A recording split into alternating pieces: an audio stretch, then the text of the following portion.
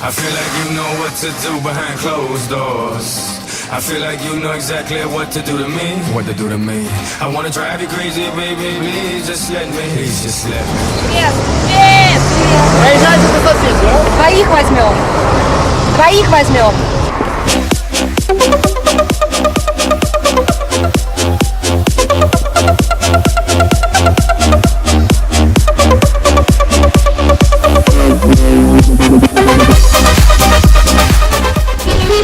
Привет! Мы находимся возле торгового центра ОЛ, который через пару минут откроет свои двери для первых покупателей. Особенностью этого центра является то, что он действительно огромен – 13 тысяч квадратных метров.